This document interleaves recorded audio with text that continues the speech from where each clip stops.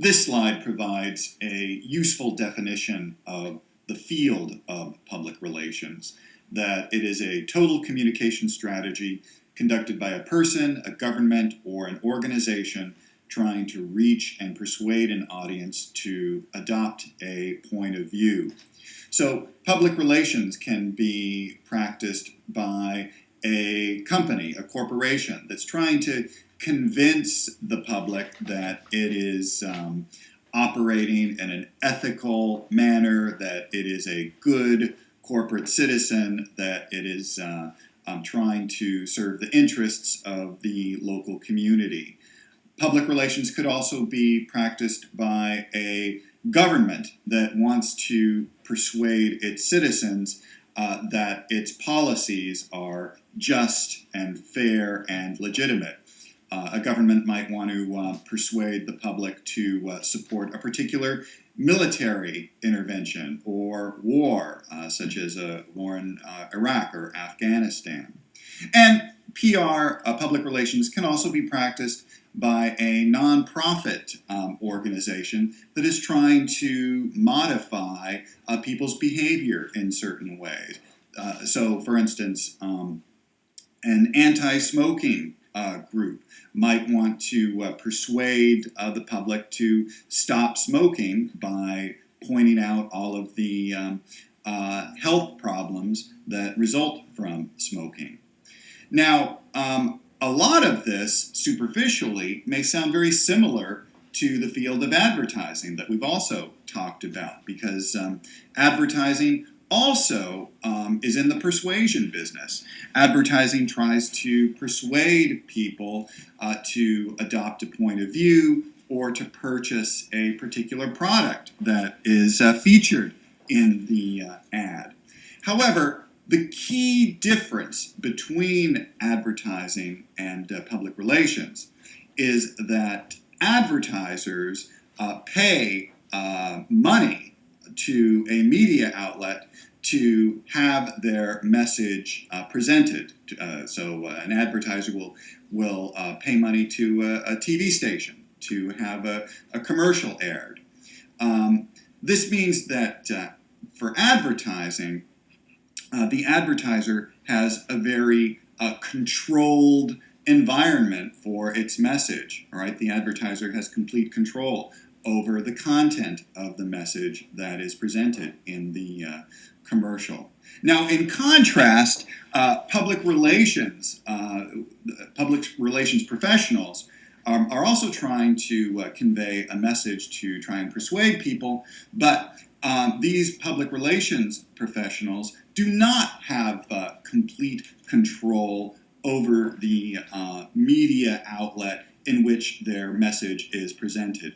Instead, public relations tries to subtly influence and persuade a particular media outlet to represent a particular point of view. Right? So this provides public relations with a much more complicated task.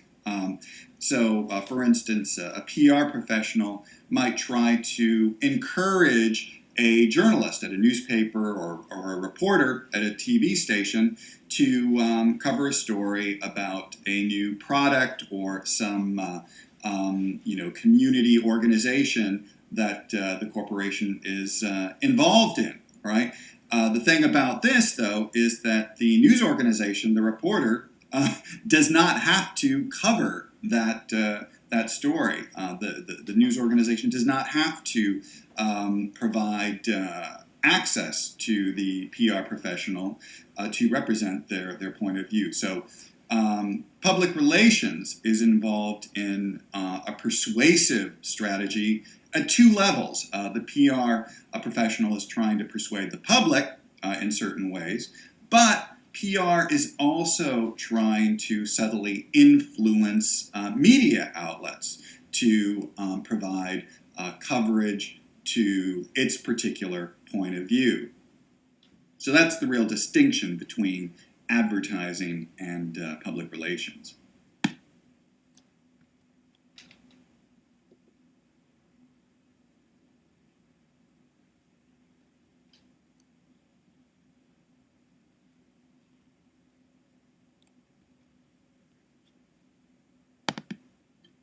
the historical origins of public relations can in part be traced back to the emergence of press agents in the 1800s. These were people hired by big companies of that time to promote their particular views, their agenda, and to encourage and cultivate support for particular government policies that they supported.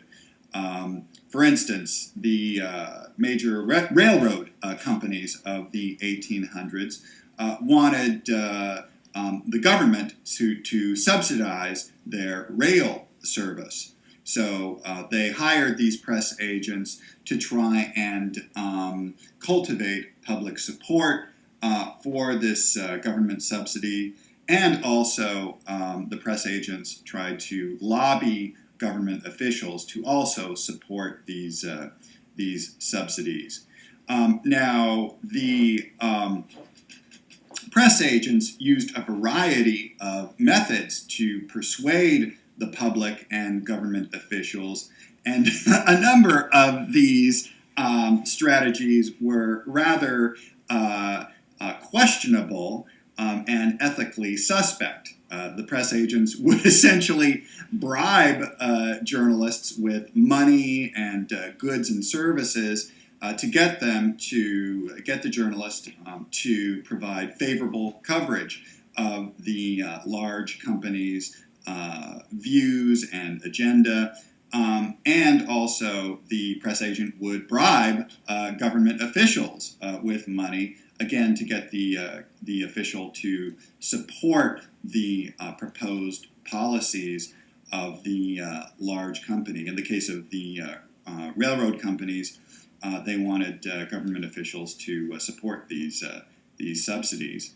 Now, I think what's interesting is that even though over time public relations developed into a respectable field, there have still been a variety of unethical practices done by public relations professionals to try and persuade the public and government officials to support particular policies. So even though public relations organizations try to represent their field as really honorable and ethical, there continue to be ethical lapses in the activities of public relations firms.